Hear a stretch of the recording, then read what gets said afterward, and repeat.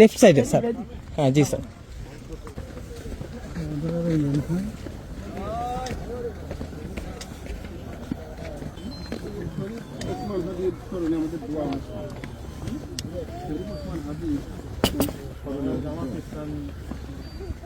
আপনাদের কি অনুমতি আছে এটা? এত কথা বলেন কেন আপনি? যে কোনো প্রোগ্রাম করতে হলে অফিস থেকে অনুমতি নিতে হয়। অনুমতি আছে? অনুমতি পত্রটা একটু দেখি। মৌখিক ভাবে কেউ অনুমতি দেয় না। কোন জায়গা থেকে নিচ্ছেন? কোন শাখা থেকে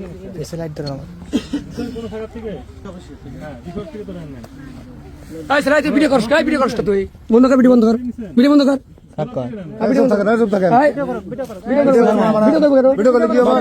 স্যার এখানে কি ভিডিও নেওয়াটা এলাও নাকি?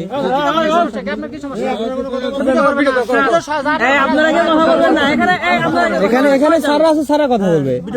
এখানে তো আমরা কথা বলতে পারবো না। এটা তো সুস্পষ্ট বলা আছে। আমরা ডিসি অফিসে প্রত্যেকটা নির্বাচন সিরাজগঞ্জ জেলায় 39 জন হচ্ছে প্রার্থী আছে 6টা আসনে।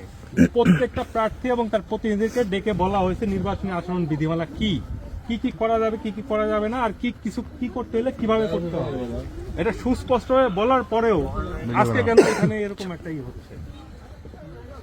এটা তো আর যে কোনো সমাবেশ করতে গেলে শীতকালে আপনি ওয়াজ মাহফিল, দোয়া মাহফিল যে কোনো কিছু করতে যান, ওরস করতে যান, আপনার অবশ্যই হচ্ছে এটা হচ্ছে নির্বাচনের সময় তো আরো বেশি কথা বলি। ছোট মানুষ, হ্যাঁ, সলঙ্গা থানার ওসি এর আগে ছিল, উনি ওপেন অনুমতি দিয়ে গেছেন।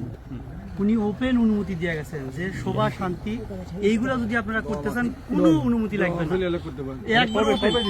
স্যার যে ওসি সাহেব ছিল তার আগের নতুন ওসি আসছে। আমরা এখন তো নির্বাচনকালীন সময়, ইলেকশন হচ্ছে, নির্বাচনকালীন সময়। না আমি বলি আজকেও আমি টিভি খবরে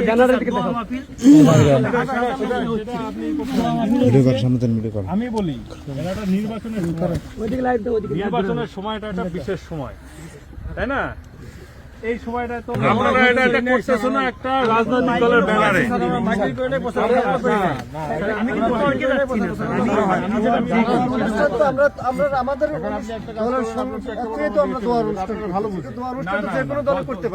দলের প্রার্থীরা এইভাবে খালেদা জিয়ার জন্য দোয়া অনুষ্ঠান করছি, তারপরে মনে করেন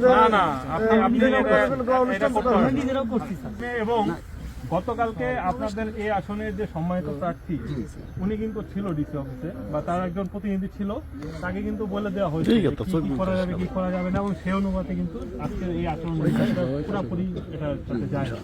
নির্বাচনী কোনো প্রোগ্রাম হ্যাঁ নির্বাচনী প্রোগ্রাম না করে আপনার বাংলাদেশ জামায়াত ইসলামী নামটা লেখা আছে, তার উপরে কেন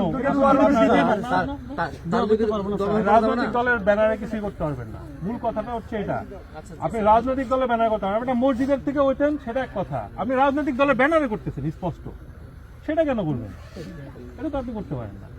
আপনারা করছেন এটা বলছেন যে আমরা হচ্ছে ওসমান হাদির জন্য দোয়া করছেন, অবশ্যই ওসমান হাদির জন্য দোয়া করতে পারেন, এটা আপনাদের রাইট, কিন্তু এটা তো এইভাবে একটা রাজনৈতিক দলের ব্যানারে ইলেকশনের টাইমে করতে পারেন না। হ্যাঁ বলেন। আপনি তো আর এক রাজনীতি মানে এখানে আপনাদের পিছনে অন্য রাজনীতির দল মানে এটা মানে ওরা প্রোটোকল দেওয়ার মতো ক্যান্সেল করার জন্য আমার মনে হয় এটাও করতে পারে না। এটা তো আপনিও বলতে পারেন। দুই দিন আগে না আমি বলি মোহিনপুর রেল স্টেশনে বিএনপি একটা নির্বাচনী কার্যালয় করছিল, অস্থায়ী ক্যাম্প। আপনাদের দল থেকে সেটার ব্যাপারে জানানো হয়েছে, অভিযোগ জানানো হয়েছে, পরের দিনই কিন্তু এটা উচ্ছেদ করে দেওয়া হচ্ছে। এটা বলেন না যে অমুক দলের থেকে, আপনার দল থেকে অভিযোগ আসছে, আপনার আপনি নির্বাচনী পরিচালনা 22 তারিখের আগে কোনো কিছু এলাও না।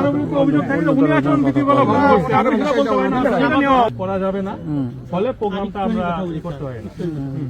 আমি স্যার সলঙ্গা সাহিত্য সাংস্কৃতিক সংসদের সেক্রেটারি। আচ্ছা আপনি মূল কথাটা বলেন, আপনার পরিচয় আমি পরিচয়, ঠিক আছে, আপনার মূল কথাটা বলেন। পরিচয়টা দেওয়ার কারণ হলো এর আগে আমরা কয়েকটা গান পরিবেশন করছি, যারা শুনছে শোনেন কি গান পরিবেশিত হচ্ছে এখানে। না আমি গান কি গান পরিবেশিত আমি সেটা শুনতে না হইছে আপনি কথাটা অন্যদিকে নিচ্ছেন কেন? আমি কথাটা বলি। আমি কথাটা কি বুঝাতে চাচ্ছি আপনি না, না, বুঝতেছেন? আমি- এখানে কিন্তু রাজনীতি কোনো গানও হয় নাই, মাহফিল এবং আলোচনা সভা মনোনয়ন হবে, করতে স্যার। হলে এখনই মনোনয়ন করে আমরা প্রোগ্রামটা শেষ করব। ঠিক আছে, কথা শেষ। আলোচনা হলে তো এখানে প্রচারণা হবেই। আপনি আমার উপর কথা বলতেছেন কেন? আমার উপর কথা বলার তো কোনো রাইট নাই। 22 তারিখের আগে প্রচারণা কোনো এলাও নাই। না, জানেন না তাহলে করবেন কেন? এই ব্যানারে করবেন? এটা পুরো তাহলে মসজিদে বসে আপনি নির্বাচন কমিশনের মুখের উপরে তো কথা বলতে পারেন না, এই অধিকার তো নাই। এখানে বিরিয়ানি রান্না করে কোরআন হাদিসে আলোচনা করতে হয়। হ্যাঁ, ধর্মকর্ম আমরা করি না। শুনেন, আমরা দয়া করে দেবো। হ্যাঁ, শেষ করে দেন। স্যার, আপনাকে কিন্তু আমি দাওয়াত দিচ্ছি, স্যার। হ্যাঁ, দাওয়াত দিচ্ছেন, আমি তো দাওয়াত করে রাখছি। আমি দাওয়াত দিচ্ছি, পরিবেশটা তৈরি করি, স্যার। পরিবেশটা তৈরি করি। না, না, পরিবেশ পরিবেশ দোয়া করতে হয় মন থেকে। দোয়া করতে হয় মন থেকে। ঠিক আছে? স্যার একটু বসেন প্লিজ স্যার। অবশ্যই।